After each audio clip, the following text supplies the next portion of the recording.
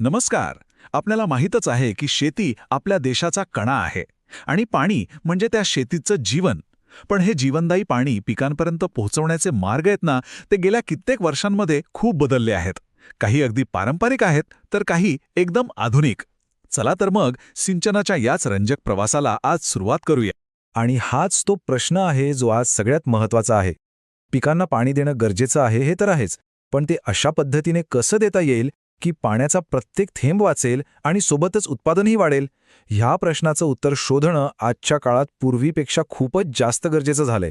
चला आपण सुरुवात करूया त्या पद्धतींपासून जे आपल्या पूर्वजांपासून चालत आल्या आहेत. याला म्हणतात प्रवाही सिंचन किंवा सरफेस इरिगेशन. खरं तर आजही भारतातली बहुतेक शेती याच पद्धतींवर अवलंबून आहे.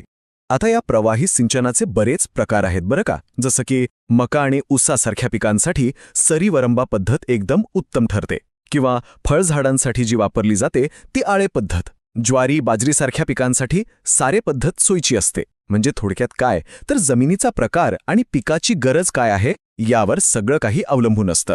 या पारंपरिक पद्धती दिसायला जरी सोप्या असल्या ना, तरी त्यांची एक खूप मोठी किंमत आपल्याला मोजावी लागते, आणि ती म्हणजे पाण्याची प्रचंड नासाडी.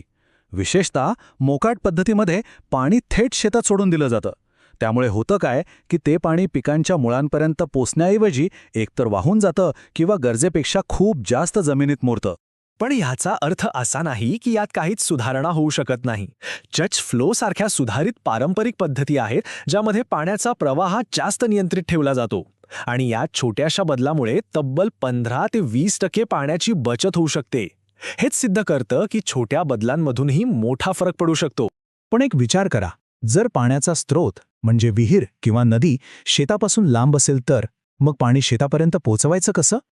इथेच आपली पुढची पद्धत कामाला येते, जी पाणी आणि शेत यांच्यामधलं अंतरच मिटवून टाकते. उपसा सिंचनाची कल्पना तशी एकदम सोपी आहे. पंप किंवा इंजिन वापरून विहीर, तलाव किंवा नदीतून पाणी उचलून पाईपलाईनने थेट शेतापर्यंत आणायचं. खरं तर ही पद्धतच पुढे येणाऱ्या आधुनिक दाब आधारित सिंचन प्रणालींचा पाया आहे असं म्हणायला हरकत नाही. चला आता आपण त्या पद्धतींकडे वळूया ज्यांनी शेतीतील पाणी वापराच्या संकल्पनेत अक्षरशः क्रांती घडवून आणली आहे. या आहेत आधुनिक सिंचन पद्धती. यांना आपण कार्यक्षमतेचं दुसरं नाव म्हटलं तरी चालेल. आणि या क्रांतीची सुरुवात होते ठिबक सिंचनाने. ही पद्धत जेवढी साधी आहे तेवढीच प्रभावी आहे. यात होतं काय की पाईप आणि ड्रिपर्सच्या जाळ्यामधून पाणी थेट थेंबाने अगदी बरोबर पिकाच्या मुळांशी पोहोचवलं जातं. म्हणजे पाणी फक्त तिथेच जिथे त्याची खरी गरज आहे, बाकी कुठेही नाही. आणि याचा परिणाम तो आकड्यांमध्ये खरंच थक्क करणारा आहे. ठिबक सिंचनामुळे तब्बल 40 ते 50% पाण्याची बचत होते. विचार करा, म्हणजे जवळजवळ अर्ध्या पाण्यात तुम्ही तेवढंच किंवा त्याहून जास्त पीक घेऊ शकता. आणि यातली सगळ्यात भारी गोष्ट म्हणजे फायदा फक्त पाणी बचतीचा नाहीये, पिकाच्या उत्पादनातही 20 ते 30% वाढ होतीये. याचं कारण सोपं आहे. पाणी थेट मुळांना मिळाल्यामुळे तणांची वाढ होत नाही आणि खतही थेट पिकालाच मिळतात. म्हणजे पाण्याची बचत आणि उत्पादनात वाढ हा तर दुहेरी फायदा झाला. आधुनिक पद्धतींमधला दुसरा महत्त्वाचा प्रकार म्हणजे तुषार सिंचन. आपण याला स्प्रिंकलर इरिगेशन असंही म्हणतो. असं समजा की आपण पिकांसाठी कृत्रिमरित्या पण अतिशय नियंत्रित असा पाऊस पाडतोय. यामध्ये पाण्याच्या दाबाचा वापर करून नोझल्समधून पाण्याची फवारणी केली जाते, अगदी पावसाच्या सरींसारखी. यामुळे थेट 30 ते 35% पाण्याची बचत होते.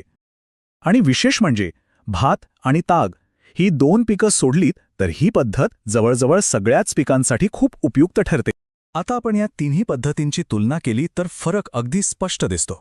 बघा, एका बाजूला आहे सर्च फ्लोसारखीच सुधारित पारंपरिक पद्धत, जी 15-20% पाणी वाचवते. दुसऱ्या बाजूला आहे तुषार सिंचन, जे 30-35% पाणी वाचवतं. आणि सगळ्यात पुढे आहे ठिबक सिंचन, जे तब्बल 50% पाणी वाचवतं. हे आकडेच आधुनिक तंत्रज्ञानाची ताकद दाखवतात. तर मग आतापर्यंत आपण काय पाहिलं? पारंपरिक आणि काहीशा अकार्यक्षम पद्धतींपासून ते अत्यंत कार्यक्षम आधुनिक पद्धतींपर्यंतचा हा जो प्रवास आहे तो आपण थोडक्यात पुन्हा एकदा बघूया.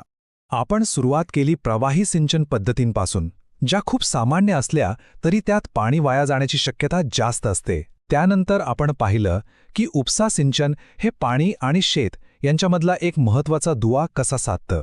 आणि शेवटी आपण पाहिलं ठिबक आणि तुषार सिंचन, ज्या केवळ प्रचंड पाणी वाचवत नाहीत तर उत्पादन वाढवायलाही मदत करतात. आणि ही सगळी माहिती आपल्याला एका खूप मोठ्या प्रश्नाकडे घेऊन येते. ज्या काळात नैसर्गिक साधनसंपत्ती कमी होत चालली आहे, तेव्हा सिंचनाची योग्य पद्धत निवडणं हे फक्त शेतीपुरतं मर्यादित राहिलेलं नाहीये, तर ते थेट आपल्या सगळ्यांच्या अन्नसुरक्षेशी जोडलेलं आहे. त्यामुळे खरा प्रश्न हा आहे की भविष्यासाठी पाण्याचा प्रत्येक थेंब वाचवणं आपल्यासाठी किती महत्त्वाचं ठरणार आहे.